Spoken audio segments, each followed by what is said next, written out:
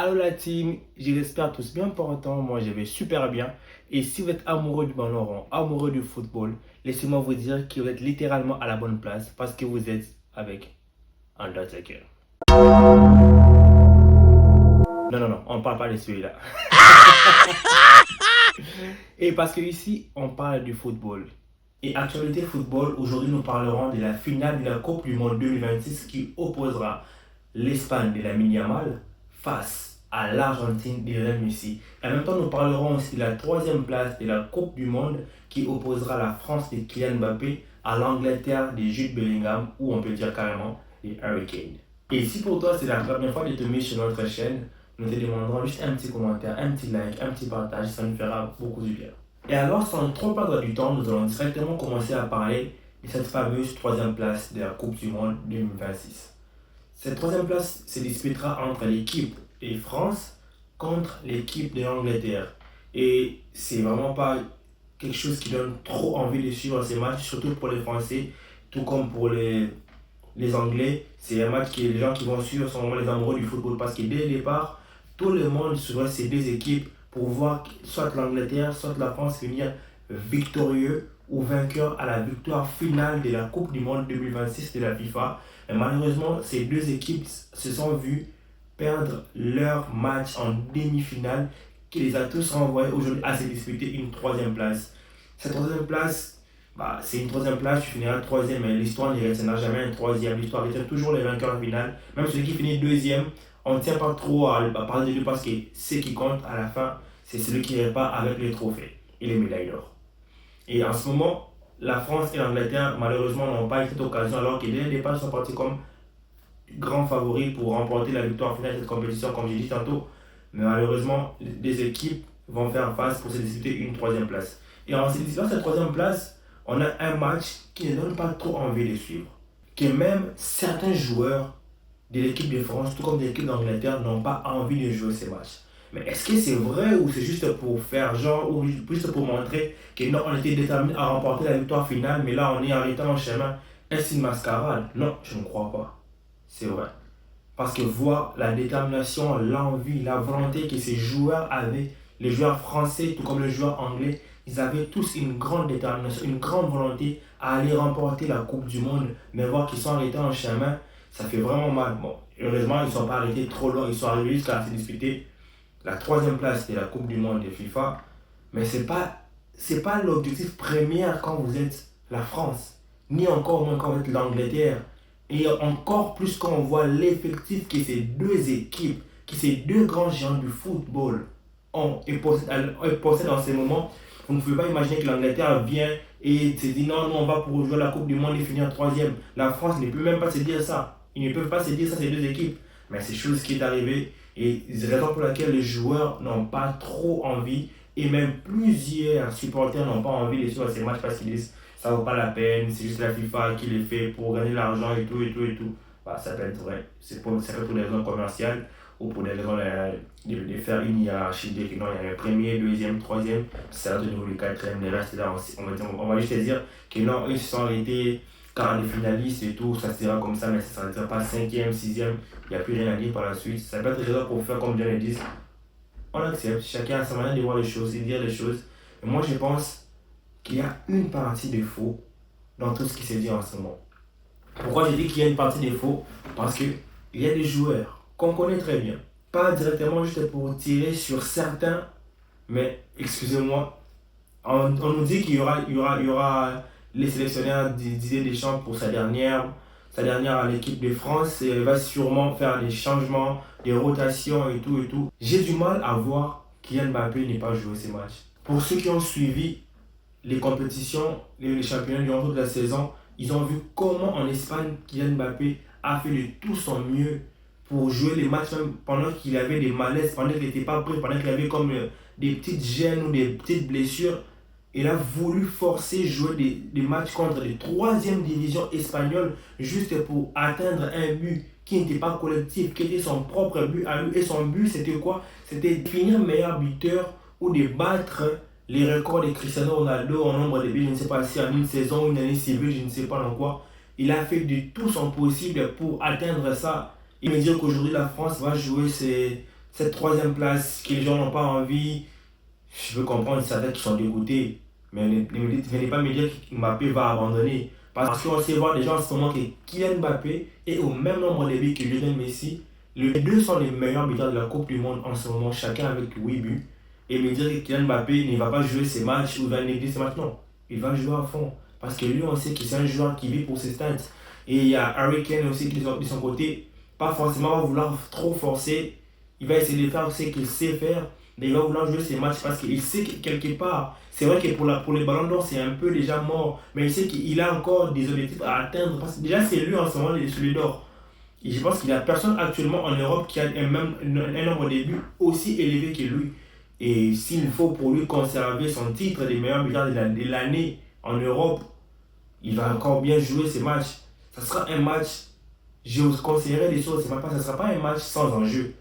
C'est vrai qu'il n'y a pas un grand enjeu, mais si on rentre dans les détails, il y a des joueurs comme Kylian Mbappé qui a un niveau très élevé, surdimensionné, et il y a aussi un joueur comme de l'autre côté en Angleterre, on a Jude Bellingham qui est patron actuellement, on va dire ça comme ça, si on n'est pas Harry Kane, c'est le patron de l'Angleterre, il va essayer de montrer son gros dos.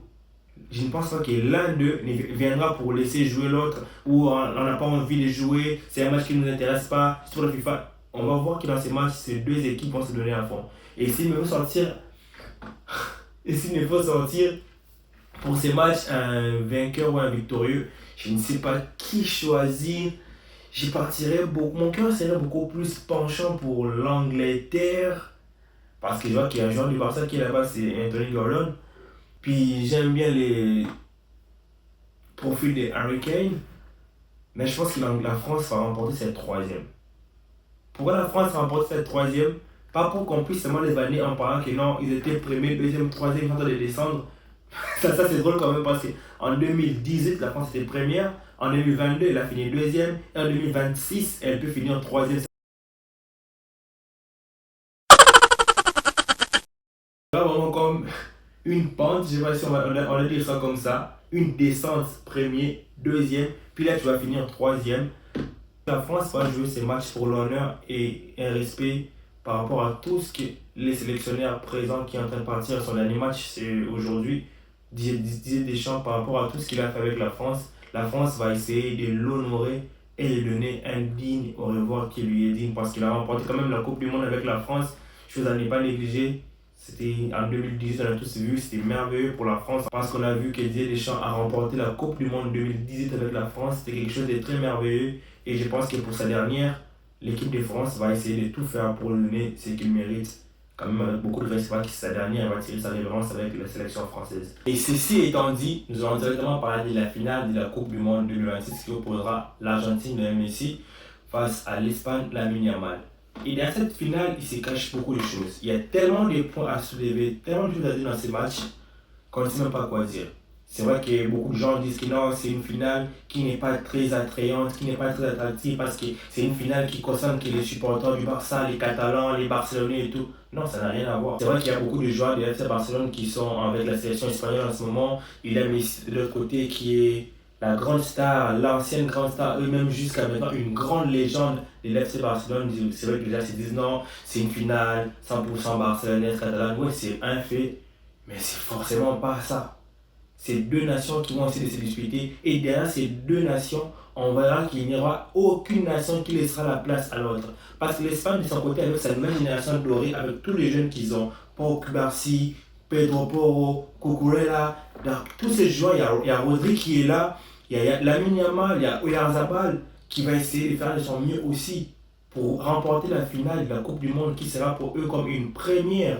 Parce qu'ils n'ont jamais remporté ça avant, parce que l'Espagne a remporté en 2010. Eux tous ont cette envie, ont cette soif de remporter la deuxième étoile pour leur pays, l'Espagne. Et tout comme de l'autre côté, l'Argentine. Qu'est-ce que l'Argentine va voir derrière elle? L'Argentine est en train de se dire en ce moment, mais écoute, on a remporté en 2022, en 2026 on est revenu. Personne ne croyait que nous allons faire ce qu'on a fait. On a eu des matchs qui étaient très difficiles, mais nous savons comment retourner la situation. Nous savons comment prendre les jeux en notre faveur. Et ils l'ont prouvé à plusieurs reprises contre le Cap-Vert, contre l'Égypte. Et on l'a encore vu contre l'Angleterre. En tout cas, moi je ne vois en aucun cas, en aucun lieu où ces matchs seraient un match amical, où serait un match familial, ou un match des amis. On est là, on joue. Non, ça reste une finale de la Coupe du Monde. Parce que si l'Espagne la gagne, cette finale, il y aura probablement un ballon d'or qui sortira de l'Espagne. Probablement. C'est une fois par exemple parce que c'est la Coupe du Monde, à chaque année la Coupe du Monde prend beaucoup d'ampleur parce que c'est la grande compétition, c'est une compétition majeure qui prend beaucoup d'espace. Et si l'Espagne l'emporte, ça sera une deuxième étoile qu'ils vont apporter à leur palmarès après celle remportée en 2010 en Afrique du Sud. Ça sera très intéressant pour eux, ça sera une très bonne chose parce qu'après celle 2010, l'Espagne est venue en 2000, là en 2026, en 2024, l'Espagne a remporté l'Euro. C'est très bien, ça veut dire qu'ils ont été champions d'Europe et là ils seront champions du monde. Ils ont été champions d'Europe en 2008, champions du monde en 2010 et puis champions d'Europe encore en 2012. Ils ont la possibilité d'essayer de refaire encore la même chose parce qu'ils ont été déjà champions d'Europe en 2024.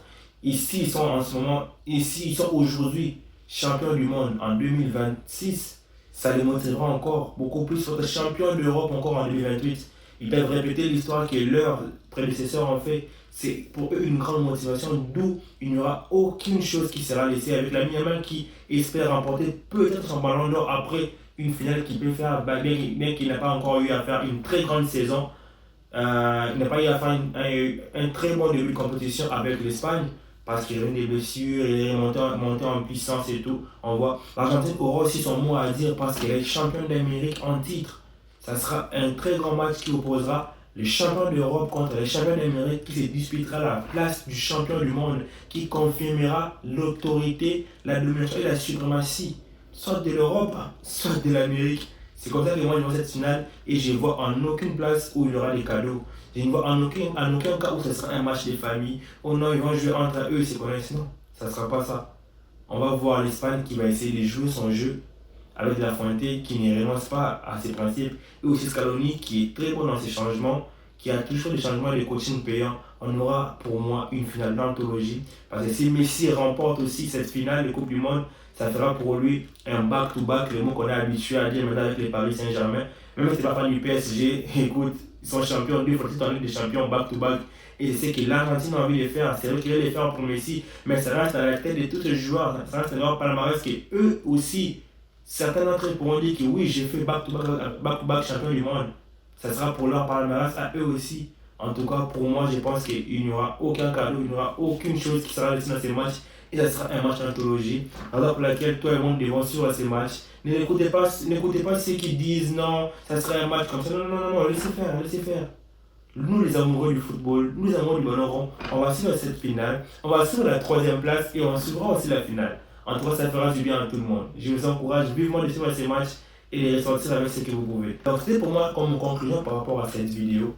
Suivant la troisième place, suivant la finale de la Coupe du Monde, peu importe les résultats, c'est vrai qu'il y aura un qui va gagner, un qui va perdre pour la troisième place, il y aura un qui va gagner et un qui va perdre pour la finale. Peu importe, ça reste du jeu. Ça reste du jeu et on aime ça. Il y a des gens qui ont pour passion les voitures, les gens qui ont pour passion les immeubles, les biens matériels, les gens qui ont pour passion dormir. J'ai dit comme ça. Mais il y a pour nous autres aussi passion, c'est vivre le soccer, c'est vivre le football. On aime ça. Et si, comme moi, tu es resté là jusqu'à la fin de cette vidéo, merci. Laisse-nous un petit like, un petit commentaire par rapport à ce que tu penses de cette finale. Selon toi, qui devait remporter la finale? Pour la troisième place, j'ai dit, je suis plus pour la France. Mais pour la finale, Espagne, Argentine, peu importe, la Yamal Messi, on prend. Ciao, prenez soin de vous, le football, on mange ça.